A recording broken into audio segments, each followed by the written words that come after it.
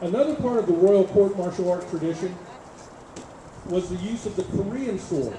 You may be familiar with a Japanese sword. The straight sword, though, is a Korean model. The Korean sword making tradition actually predates that of the Japanese. And you're about to see the use of the sword in two different manners. The first three people are using it in the straight, or in front of the manner. The other two you'll see will change in a second to the use of the yuk, or backward position, where the sword is held against the back of the arm. That particular form comes directly out of books that we have published that show this form. We call it yukdumhyung. It's the use of the sword along the back of the arm. This was developed by a group of scholar warriors called the Hwa in 600 AD, and it allowed them to actually unite the Korean peninsula.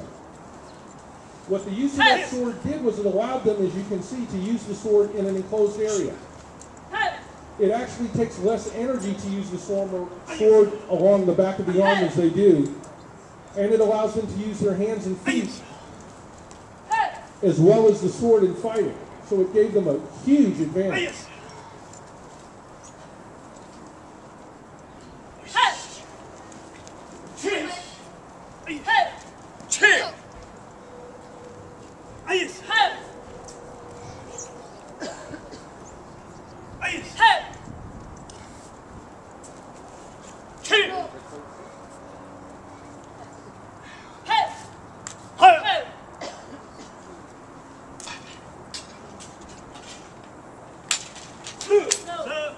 Now we're about to have a special treat.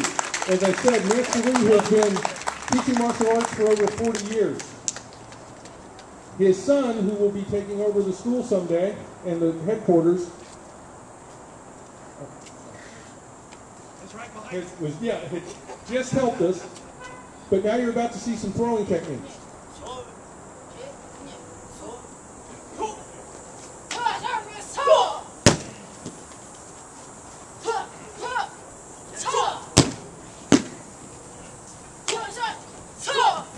Now what you're seeing here are different striking techniques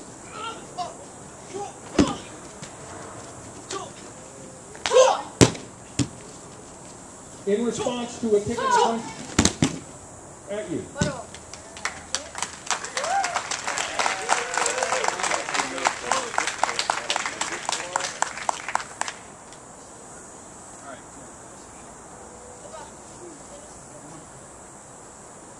At the third degree black belt level, we begin a form that is primarily a fighting form, but is one that allows us to practice our breaking technique. It's called kakpakyang.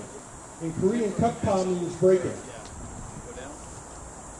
And you're about to see this form with a little twist. We normally don't break things with it, we just practice it. But you're about to see the use of the breaking techniques in practice with kakpakyang.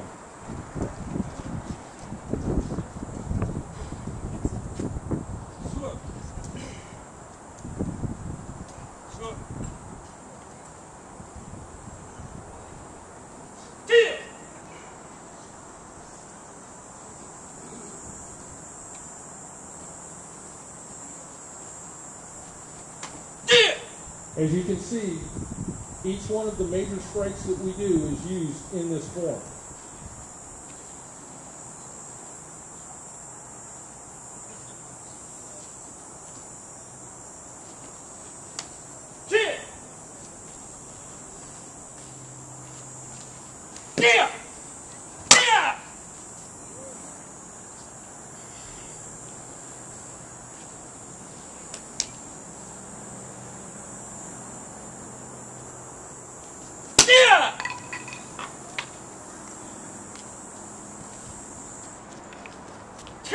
Oh.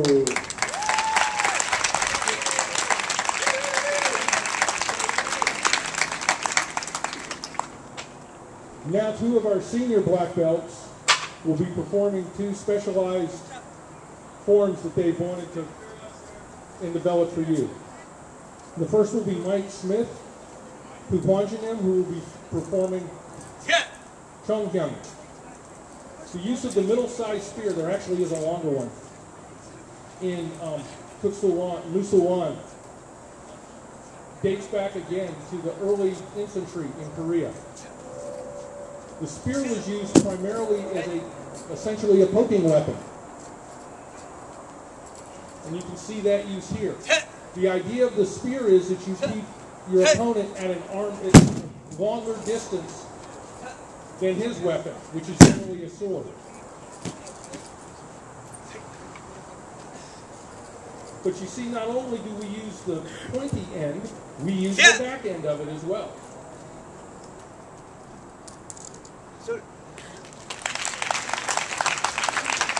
Now, Puponjin and Thomas Portlock will be demonstrating a yellow belt technique, but done by a master.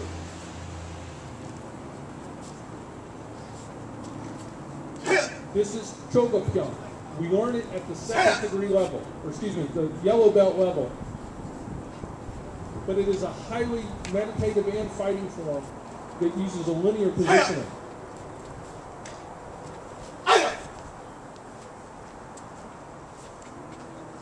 But this form, when performed by a master, looks vastly different than what you would normally see.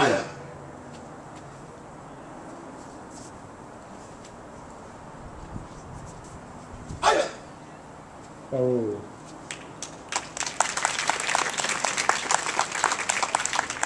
And now, I'd again like to introduce Grandmaster Byung-In Lee. Oh.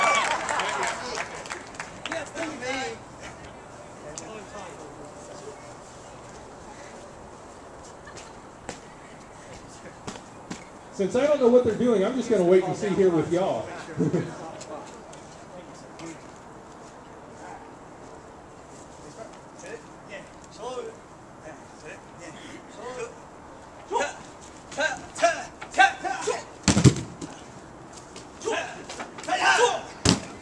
Michael is performing some techniques that we call kyungsu, palm strike techniques. A palm strike is different than a punch in that a punch does surface damage. A palm strike is designed to do internal damage by putting your ki energy into the punch.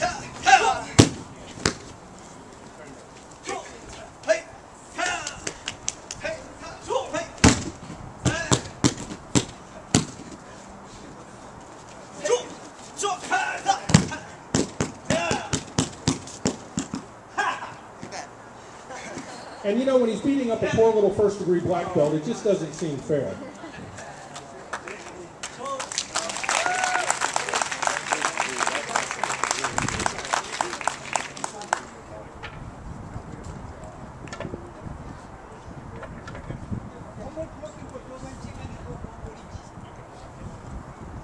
Now, all of these kicks and punches and everything are useless unless we can break something, mainly because it's just a lot of fun. And our moms won't let us do it around the house, so we have to do it here. But the board that you see is 1-inch pine. We use that because it's roughly the size of a small bone in the body. I will warn you that these don't normally break unless everything is right. Our speed, our technique, and our accuracy.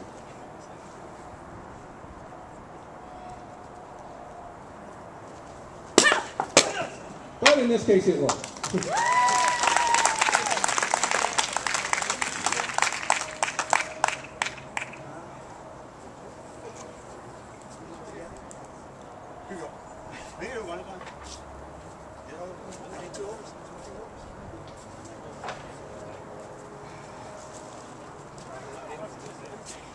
As our belt rank improves, hopefully our technique improves as well. You saw one board broken there. You're now going to see, I think, three.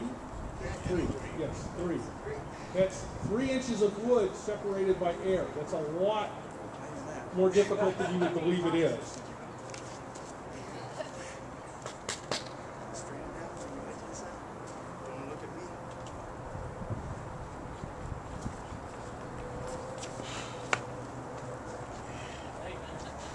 And with this type of technique, by the way, the hold needs to be right too. Or somebody goes to the hospital and it's not the person breaking the board.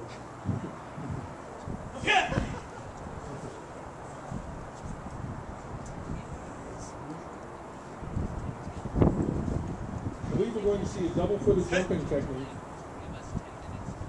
That was perfect.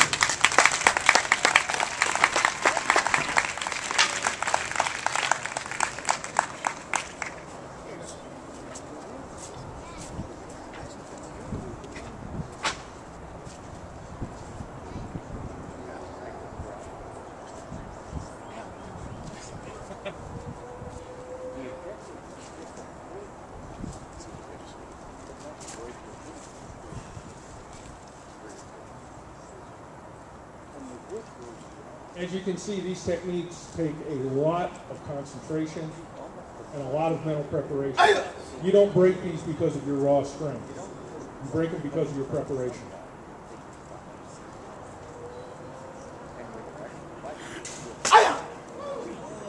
And like I said, it only happens the first time in the movie.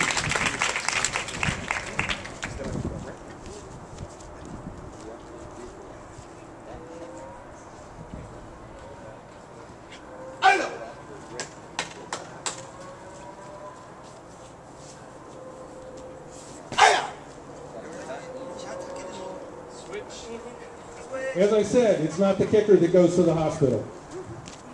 Yeah, here today all day testing and I beat up and 3 hours and no energy. She is starving, hungry. Yeah.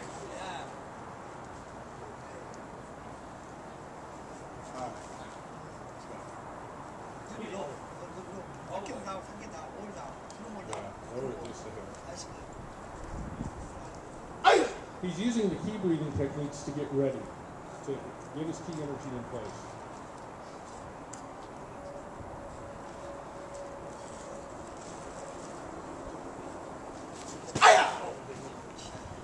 One more time again? Yep. Are you over the head?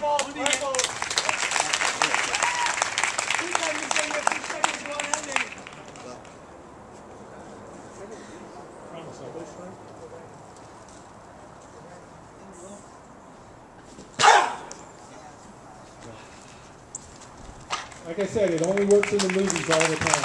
Thank you very much. And now I'd like to introduce Grandmaster